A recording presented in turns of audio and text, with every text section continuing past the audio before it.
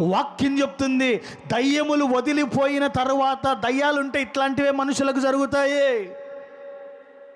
అందుకని నువ్వు అడగాల, ప్రభువా నా ఇంట్లో, నా ఒంట్లో, నా మనసులో, నా హృదయంలో ఎటువంటి దయ్యాలు ఉండకూడదు. దేవుడికి స్తోత్రం కలుగును గాక. హల్లెలూయా.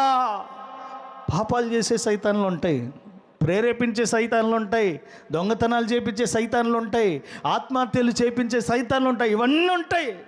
కానీ నువ్వు దేవుని దగ్గరికి వస్తే ఇక్కడ చూస్తే వాడికి అప్పటి వరకు అన్ని సైతాన్లు అన్నీ పోయినాయంట. పోయిన తర్వాత ఇప్పుడు స్వస్థ చిత్తుడై దయ్యములు వదిలిపోయిన మనుష్యుడు బట్టలు కట్టుకున్నాడు.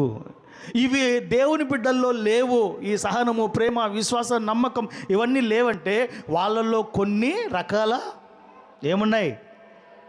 దయ్యాలు ఉన్నాయి. క్షణికావేశ దయ్యాలు ఉంటాయి, తిండి కోసం కొట్లాడే దయ్యాలు ఉంటాయి, చిన్నదానికి అసమాధానం రేపే దయ్యాలు ఉంటాయి. అటువంటి దయ్యాలు ఏవైనా ఉంటే యేసు నామములో విడుదల కలుగును గాక. ఆమేన్.